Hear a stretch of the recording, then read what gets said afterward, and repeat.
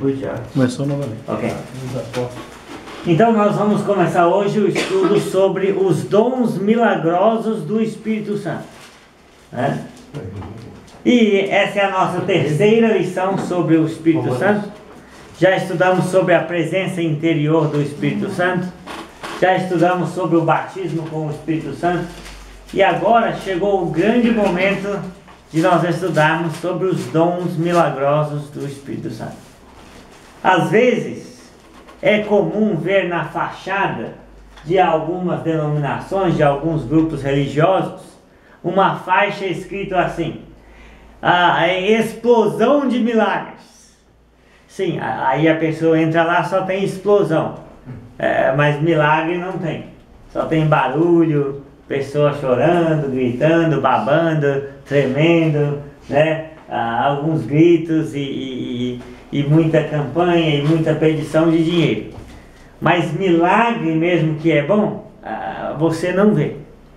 Você não vê os mesmos milagres que Jesus e os apóstolos praticaram no primeiro século.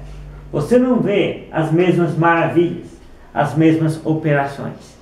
Então nós temos que entender, primeiro, que sempre vai ser muito mais fácil falar de milagres do que realizar um.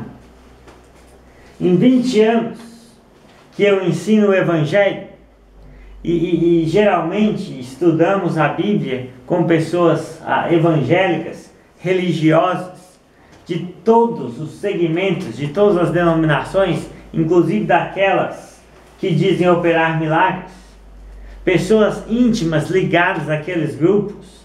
Então nós perguntamos: e aí, você realmente já viu algum milagre igualzinho este aqui que está na Bíblia? E a resposta da pessoa é: não, nunca vi, né? E de repente chega alguém querendo peitar e dizer: não, aqueles milagres são possíveis. E aí, em vez de fazer um para eu ver, ela abre a Bíblia em alguma passagem que fala de milagre e tenta me provar.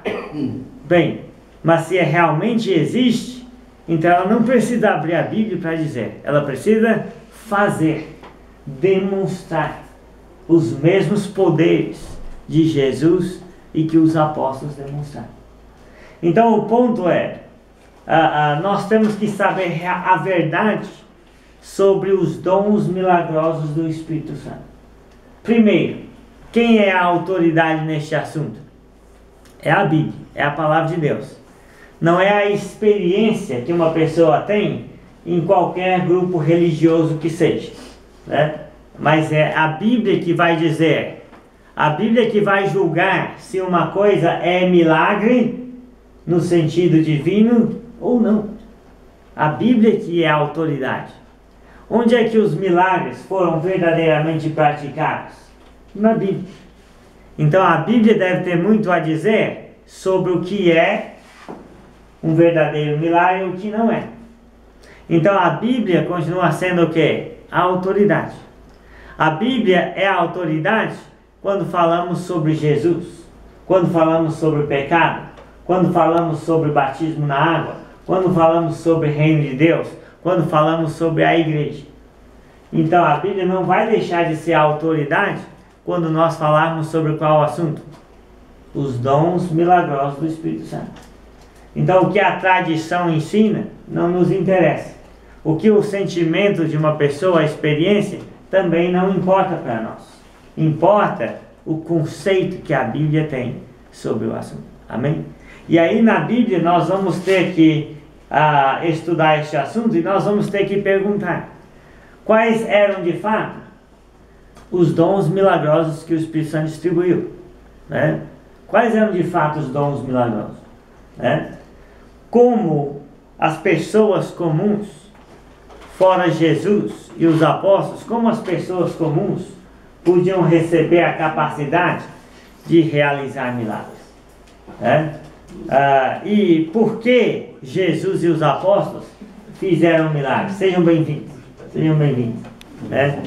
Temos cadeira para todo lado aqui, né? Muito bem. Então nós temos que perguntar, né, por que houve milagres na época do Novo Testamento? E por fim, se esses milagres existem hoje em dia ou não. Amém? Mas tudo, quem é que vai nos responder? É a autoridade neste assunto. E a autoridade neste assunto continua sendo as Escrituras. Amém? Amém. Muito bem. Então, volto a dizer, né? Você vai ouvir muito sobre milagres por aí, no mundo religioso. Porque é muito mais fácil falar de milagres do que realizaram, né? Então nós vamos começar respondendo esta pergunta: quais foram os dons milagrosos que o Espírito Santo distribuiu?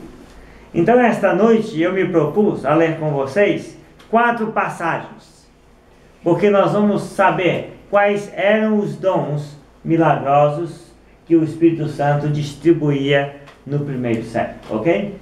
Mas a princípio não tem como olhar essas listas e ver que dons, em geral, tanto milagrosos como não milagrosos, estavam juntos e ligados naquela época, no princípio. Mas vamos começar com Romanos 12, versículos 6 a 8.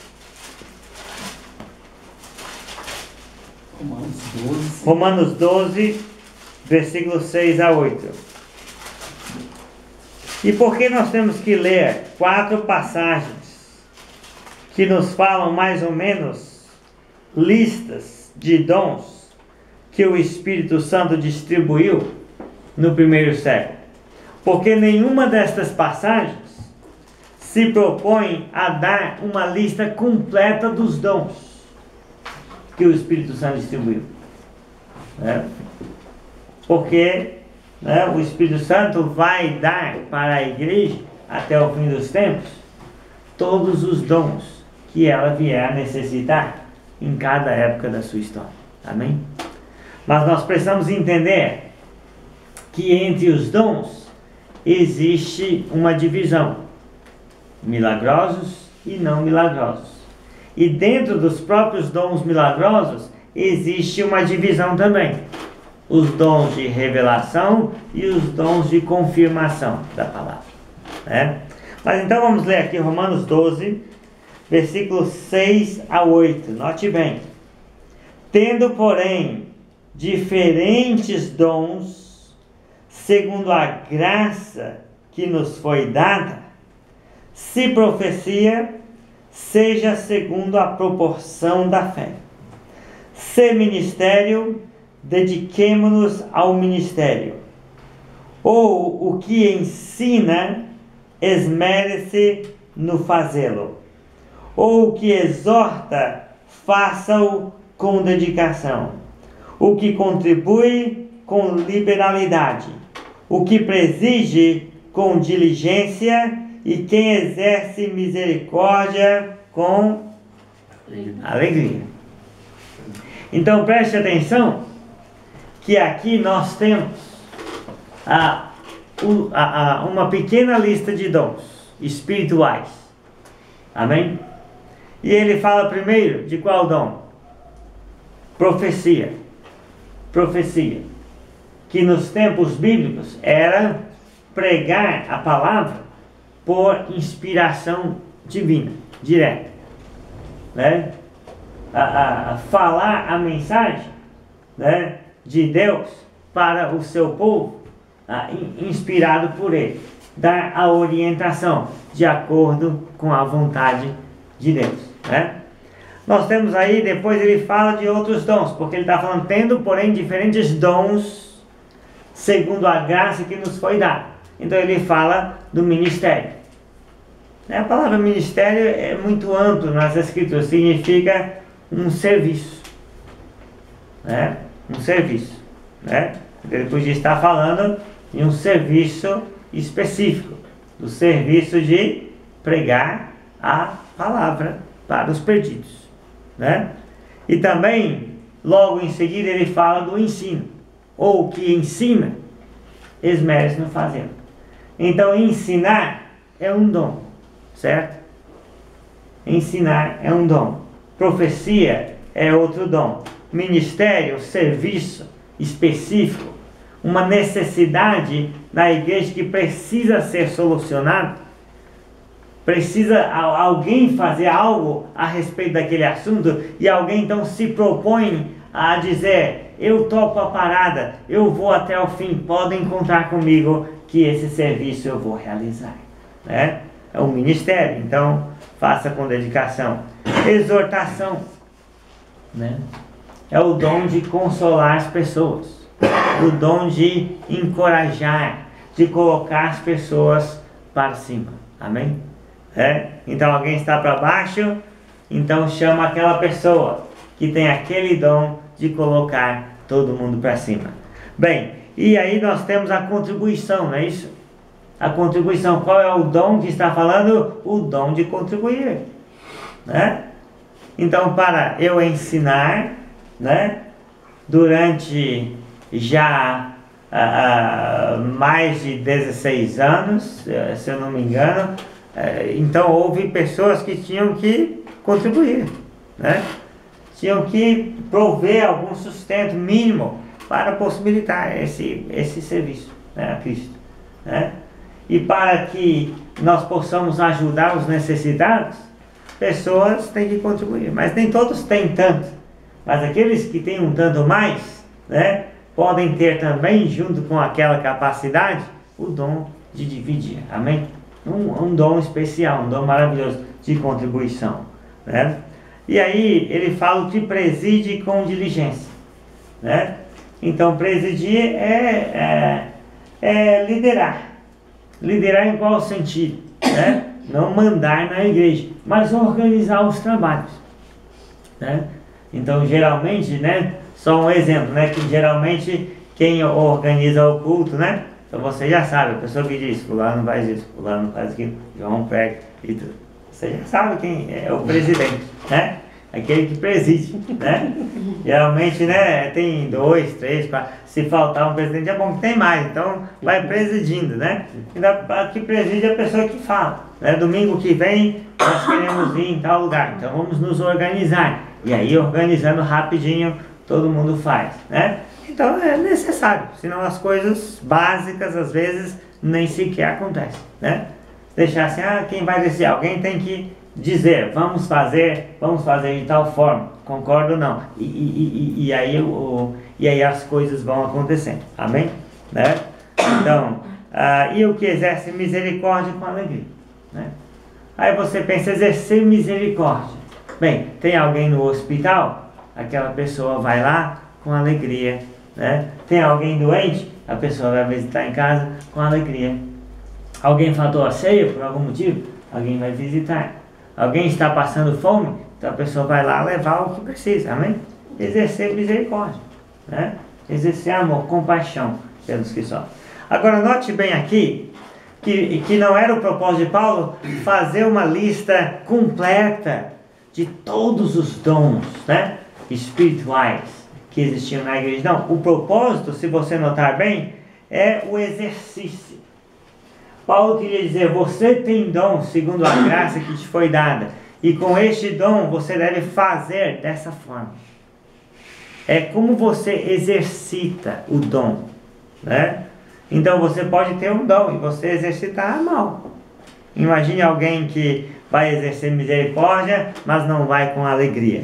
Imagine alguém que vai presidir, mas não tem zelo, faz de qualquer jeito, não planeja direito, né? Imagine alguém que vai contribuir, mas sempre quer saber quem que vai distribuir isso, quanto que fulano vai receber, quem que vai repartir, para quem que vai ser dado. Então não é com liberalidade, né?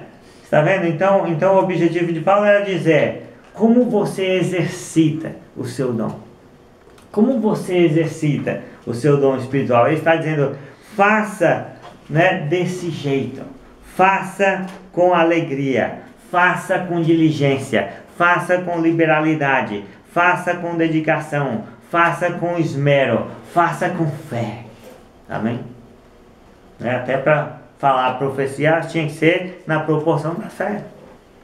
Então, se Deus deu o dom, então fala, abre a boca. Deus vai dar a palavra para o profeta naquele dia.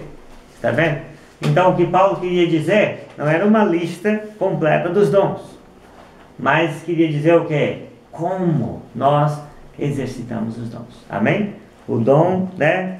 Faça com alegria, com dedicação, com esmero, com liberalidade, com diligência. Faça com alegria. Faça desse jeito. Desse jeito é melhor. Paulo está dizendo. Amém? Muito bem. Então nós já temos né, uma primeira listinha de dons. Certo? Profecia, ministério, ensino, exortação, contribuição, presidência ou presidir e exercício da misericórdia, ok? Muito bem, então já entendemos Romanos 12, 6 a 8. Vamos para 2 Coríntios 12, 7 a 10. Da carta aos Coríntios. 2 Coríntios, capítulo 12, versículos 7 a 10. Diz assim, 2 Coríntios 12, 7 a 10. Desculpe, é 1 Coríntios, tá? O primeiro? É. Coríntios. Desculpe, eu anotei errado aqui. Você anota as coisas de cabeça e a cabeça não funciona direito, né? 1 Coríntios 12, versículos 7 a 10. Então diz assim, note bem aí. A manifestação do Espírito é concedida a cada um visando um fim proveitoso. Porque a um é dada, mediante o Espírito, a palavra da sabedoria. E a outro, segundo o mesmo Espírito, a palavra do conhecimento. E a outro, no mesmo Espírito, a fé. E a outro, no mesmo Espírito, dons de curar. A outro, operações de milagres. A outro, profecia. A outro, discernimento de espíritos. A um, variedade de línguas. E a outro, capacidade para interpretá-las. E aí o versículo 11 completa e nos ajuda a entender o porquê do que Paulo está dizendo. Mas um só e o mesmo Espírito realiza todas estas coisas, distribuindo-as como lhe apraz e a cada um individualmente. Note bem então que nós temos aqui uma lista, né, de dons. Então, vamos falar a lista de dons primeiro e depois dizer o que Paulo queria dizer. Se ele não ia dar uma lista completa, o que ele estava enfocando, né? Então ele fala da palavra da sabedoria, né? Então, palavra da sabedoria. Você acha que Jesus tinha sabedoria? Os apóstolos tinham sabedoria do Espírito Santo? Eles podiam responder perguntas, eles podiam resolver problemas na igreja. Alguém escreveu uma carta, olha Paulo, nós estamos com um problema danado. Então, tinha a palavra de sabedoria, né? Tinha a palavra do conhecimento, né? Alguém perguntava, como é lá no mundo dos mortos? Como vai ser a volta de Jesus? E aí vinha o conhecimento. Então, palavra da sabedoria e palavra do conhecimento. Então, podia ser que alguém tinha mais sabedoria e podia ser que outro tinha mais ciência, conhecimento, né? E ele fala aí da fé, né? Outro mediante o mesmo Espírito, a fé, né? Tá vendo? Então a fé como um dom, né? Pode ser a plena confiança, né? Pode ser a capacidade da pessoa ver, né, o que Deus está fazendo e outros não veem, né?